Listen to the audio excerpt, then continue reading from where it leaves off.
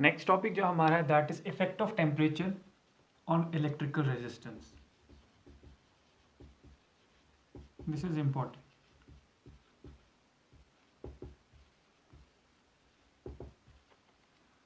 देखो पिछले जो लेक्चर था दैट वाज अबाउट रेजिस्टिविटी और शायद वो क्लियर नहीं आया था, सो उसका मैं थोड़ा वापस बोल देता हूँ रेजिस्टिविटी का. हमने रेजिस्टेंस की जो फॉर्मूला निकाली थी that was M L divided by N E square tau. ठीक है, देखो एरिया और साथ में होता, देखो ये जो टर्म थी M by N E square tau, इसको हम रेजिस्टिविटी कहते हैं. यानी इसकी जगह हम लिख सकते हैं R is equal to rho times L by A.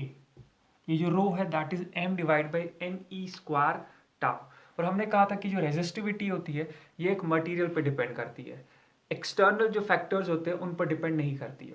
Material पे डिपेंड करने का मतलब होता है कि फॉर एग्जांपल आप स्मॉल अमाउंट ऑफ कॉपर ले आओ या एक बहुत ज़्यादा अमाउंट कॉपर का ले आओ, जो इस स्मॉल अमाउंट ऑफ कॉपर की रेजिस्टिविटी होगी that will be equal to the resistivity of this large amount of copper. यानी ये साइज पर डिपेंड नहीं करता है, साइज हो, एरिया हो, शेप हो, जो भी चीज़ हो, एक्सटर्नल फैक्टर्स हो उस कंडक्टर की, उस पर डिपेंड रेजिस्टिविटी नहीं करता है. ये सिंपल डिपेंड किस पे करता है कि आपका मटेरियल की इंट्रिंसिक प्रॉपर्टी क्या है. जिस तरीके से डेंसिटी होती है, सपोज आपके पास एक आयरन नेल है, ठीक है, आयरन नेल कील है या एक आयरन रॉड है. अगर इसकी डेंसिटी निकालोगे ना, डेंसिटी बोल रहा हूँ रो, और इसकी डेंसिटी निकालोगे वो दोनों सेम होगी इर्रेस्पेक्टिव इसका स्मॉल साइज है और इसका लार्जर साइज है. डेंसिटी जिस तरीके से इंट्रिंसिक प्रॉपर्टी है ना मटेरियल की कि वो साइज और शेप पे डिपेंड नहीं करती, इसी तरह इलेक्ट्रिकल रेजिस्टिविटी भी होती है जिसको स्पेसिफिक रेजिस्टेंस भी कहते हैं. ठीक है, ये हमने पिछली क्लास में देखा था. तो ये क्रक्स है इसका, रेजिस्टिविटी होता क्या बेसिकली. रेजिस्टिविटी एक मटेरियल पे डिपेंड करती है, उसकी इंट्रिंसिक प्रॉपर्टी है. देखो यहाँ पे पता लग जाएगा किस किस चीज़ पे डिपेंड करती है. एक मास ऑफ द इलेक्ट्रॉन, दूसरा चार्ज ऑफ द इलेक्ट्रॉन, और ये number density of electron that is total number of electrons per unit volume. कितने यूनिट वॉल्यूम में कितने नंबर ऑफ इलेक्ट्रॉन्स है.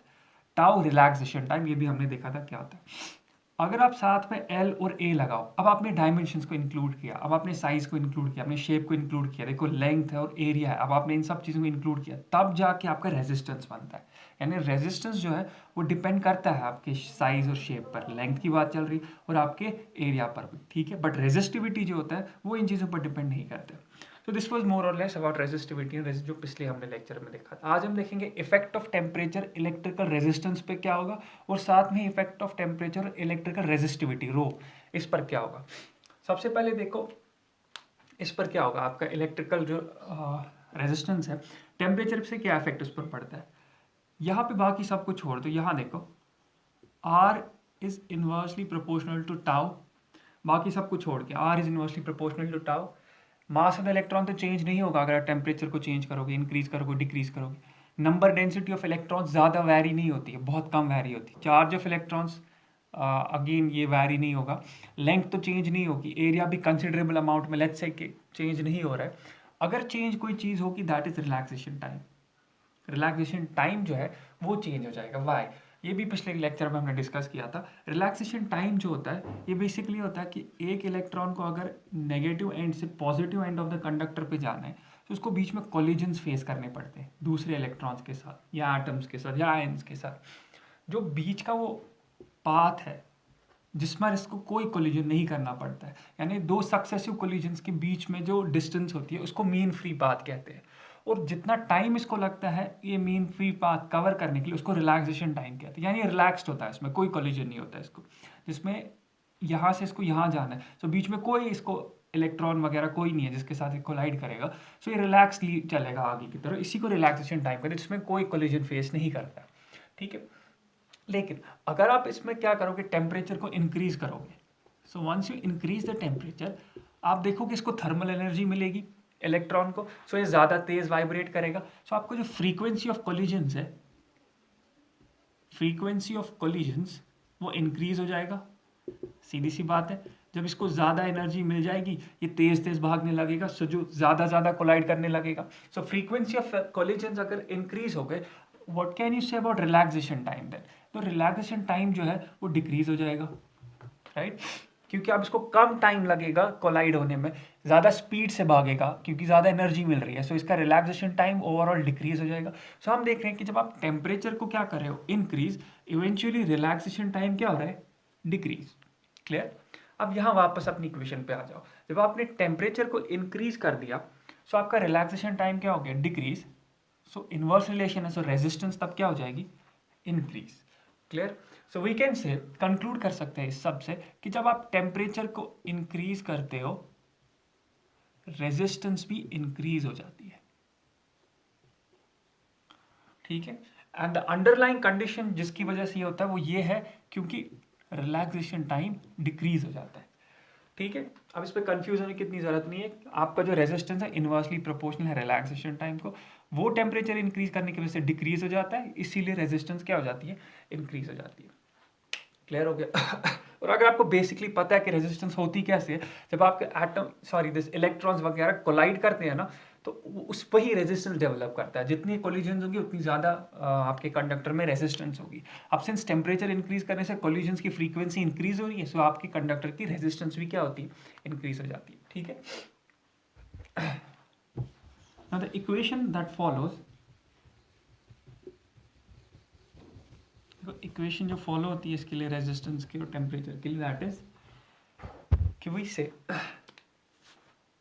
resistance at any temperature T, is equal to R naught, that is original resistance into 1 plus alpha T, where alpha, it is the temperature coefficient of resistance of a conductor। ठीक है? ये coefficient होता है, temperature coefficient of resistance of a conductor at 0 degree Celsius. ये important है। जब आप इसको 0 डिग्री सेल्सियस पे लाते हो ना, तब जो इसकी रेजिस्टेंस होगी वो क्या होगी, आर नॉट। फिर आपने 0 डिग्री सेल्सियस से इसको कहाँ चढ़ाया आपने, रेजिस्टेंस टेम्परेचर को टी टेम्परेचर पे, तब जाके रेजिस्टेंस क्या होगी, आर टी। यानी 0 डिग्री पे आर नॉट रेजिस्टेंस है, टी डिग्री पर आर टी रेजिस्टेंस है। दोनों के बीच में रिलेशन क्या है, ये वाली, RT is equal to R naught into 1 plus alpha T, where alpha is the temperature coefficient of resistance of a conductor at 0 degree Celsius और T is the temperature जो आपने इसको दिया है। देखो, अगर आपके पास कोई कंडक्टर है ना, that doesn't mean उसका अल्फा कांस्टेंट रहेगा, अल्फा चेंज होगा विद टेम्परेचर। यहाँ पे जो मैंने अल्फा डिफाइन किया ना, वो इस टेम्परेचर के लिए डिफाइन किया है, 0 डिग्री के लिए। सो जैसे जैसे आप टेम्परेचर चेंज करोगे वैसे वैसे कंडक्टर का अल्फा भी चेंज होता जाएगा। ठीक है? देखो कैसे, let's suppose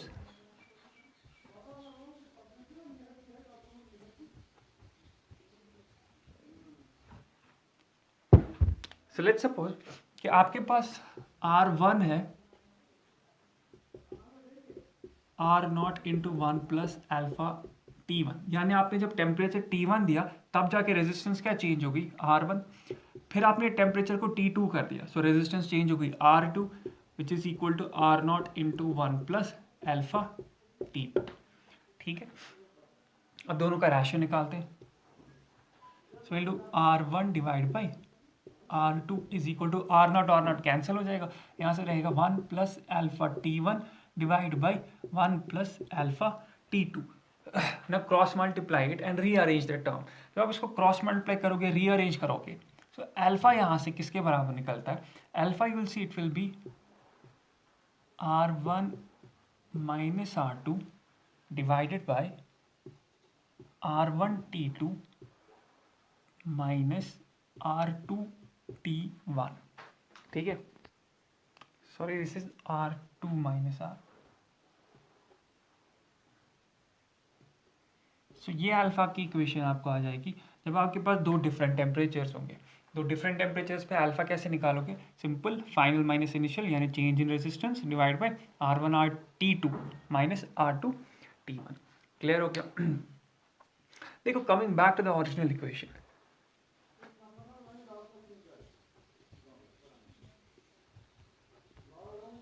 coming back to original equation, यहाँ से भी मैं अल्फा का वैल्यू निकाल सकता हूँ, सिंपल है। यहाँ से अगर मुझे अल्फा का वैल्यू निकालना है, so R T will be equal to, ये ब्रैकेट खोल दो, R naught plus R naught into alpha T. अब अल्फा को अकेले रख दो, बाकी सबको उधर कर दो, so this will be R T minus R naught divided by R naught into T, यहाँ से क्या बचा अल्फा। सो ये जनरल इक्वेशन अल्फा की जो अभी मैंने दिखाई थी वो तो कि जब आप दो डिफरेंट टेम्परेचर्स पे कर रहे थे, यहाँ पे मैं एक ही सिंगल टेम्परेचर पे अल्फा को डिफाइन कर रहा हूँ। और कैसे डिफाइन करूँगा, मैं कहता हूँ अल्फा जो होता है for a conductor it is defined as, ये हो गया ऊपर increase in temperature, increase in resistance, क्योंकि रेजिस्टेंस इंक्रीज ही होगी, कंडक्टर की बात चल रही है, divided by R not is original resistance multiplied by increase in temperature. ठीक है, इस इक्वेशन में याद रखो ओरिजिनली जो टेम्परेचर था दैट वाज 0 डिग्री सेल्सियस, फिर जाके आपने इसको चढ़ा के कहाँ पहुंचा है टी तक।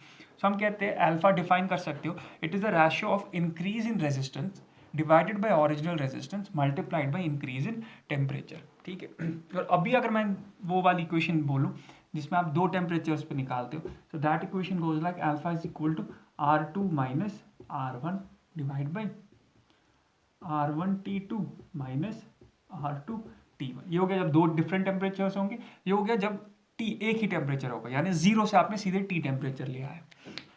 क्लियर हो गया, अल्फा समझ आ गया। देखो this is all about conductors. Now what about insulators and semiconductors?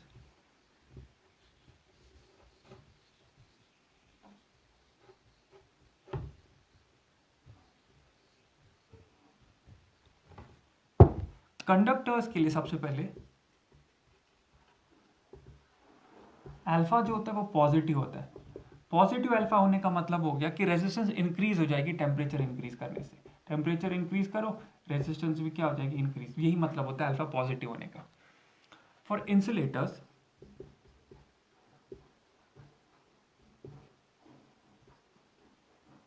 Alpha is negative. Negative होने का मतलब होता है टेम्परेचर इंक्रीज करो, आपकी रेजिस्टेंस उल्टा है, इंसुलेटर्स में रेजिस्टेंस डिक्रीज हो जाती है। वाई, वहाँ पे स्मॉल एन का जो हम बोल रहे थे, देखो इंसुलेटर्स में क्या होता है, चलो ये भी डिस्कस करते हैं। देखो जो हमने इक्वेशन अभी बोली थी रेजिस्टेंस की, general equation that was R is equal to M L divided by N E square tau. ठीक है, और यहाँ पे एरिया भी था। हमने खाली रेजिस्टेंस और इसकी रिलेशन देखी थी टाउ की, बट इंसुलेटर्स में क्या हो जाता है जब आप उसको हीट देते हो ना, तो उसमें ये भी अप्रिशिएबली इंक्रीज हो जाता है।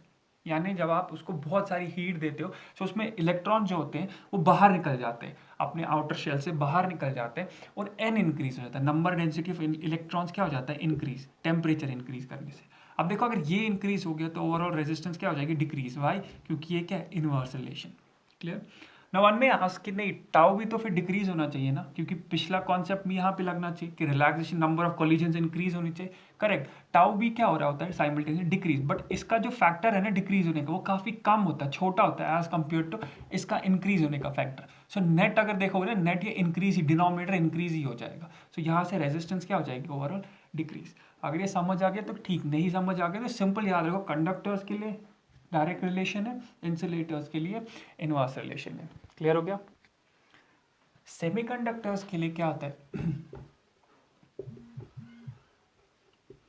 सेमीकंडक्टर्स के लिए सेम जो इंसुलेटर्स के लिए, कि अगर आप टेम्परेचर इंक्रीज करोगे उनकी रेजिस्टेंस क्या हो जाती है डिक्रीज, क्यों स्मॉल है, number density of electrons increase हो जाता है। Fourth, now this is important, alloys. Alloys में आपका फॉर एग्जांपल है मैंगनीज, कॉन्स्टेंटन, एटसेट्रा, यूरेका वगैरह। ठीक है, मैंगनीज, मैंगनीज टेन से वगैरह एलॉय बनाए थे, कॉन्स्टेंटिन सिमिलरली। सो देखो इनका जो अल्फा होता है that is positive, but here is a thing, ये बहुत स्मॉल होता है, बहुत स्मॉल वैल्यू होता है इसका। यहाँ पे भी पॉजिटिव होता है बट अच्छा खासा अप्रिशिएबल अमाउंट होता है। तो यहाँ पे भी पॉजिटिव होता है, यानी इंक्रीज ही होगी रेजिस्टेंस बट बहुत कम इंक्रीज होगी, यानी बहुत स्मॉलर अमाउंट में रेजिस्टेंस इंक्रीज हो जाती है। टेम्परेचर अगर इंक्रीज करोगे ना, no doubt resistance will increase but negligible, कोई फर्क यूजुअली इनको नहीं पड़ता है। इसीलिए हम कहते हैं कि अगर आपको कभी रेजिस्टेंस बॉक्स बनाना होगा जो लैब वगैरह में यूज होता है, या रेजिस्टेंस कॉइल बनानी होगी, जो रेजिस्टेंस कॉइल होती है वो हमेशा एलॉयज की ही बनी जाती है। जो रेजिस्टेंस कॉइल यूज की जाती है ना लैब्स वगैरह में, वो हमेशा किसकी बनाई जाती है? एलॉयज की। क्यों? अगर आपके पास एक वायर है, उसमें से आप करंट भेज रहे हो, सो करंट इसको हीटअप करेगी ना, जब ये इसको हीटअप करेगी सो इसकी रेजिस्टेंस क्या हो जाएगी? इंक्रीज हो जाएगी। अगर इसकी रेजिस्टेंस इंक्रीज होगी तो आपको प्रॉपर वैल्यू लैब में तो नहीं आएगा, आपको डिफरेंट रेजिस्टेंस का वैल्यू आ जाएंगे। इसीलिए वहां पे हम क्या यूज करते हैं? एलॉयज। एलॉयज में अगर आप टेम्परेचर इंक्रीज भी करोगे ना, बहुत नेग्लेजिबल अमाउंट में, एज इफ की रेजिस्टेंस चेंज ही नहीं हो रही है। इसीलिए आप देखोगे यूजुअली जो आपकी रेजिस्टेंस बॉक्स होती है, रेजिस्टेंस कॉइल्स होती हैं, उनकी जो कॉइल्स वायरिंग वगैरह होती है वो एलॉयज की ही बनी होती है, नॉट कंडक्टर्स बट alloys। ठीक है, they are also conductors but एक दो कंडक्टर्स को मिला के। क्लियर हो गया? ये सब समझ आ गया। इसके बाद हम देखते हैं कि अगर आपके पास रेजिस्टिविटी है, उसकी वेरिएशन क्या होगी विद टेम्परेचर। अभी हम रेजिस्टेंस को देख रहे थे, रेजिस्टिविटी की वेरिएशन को देखते हैं और ग्राफ्स वगैरह इसमें पढ़ते हैं। This is similar to resistance ही, सब कुछ सेम है इसमें।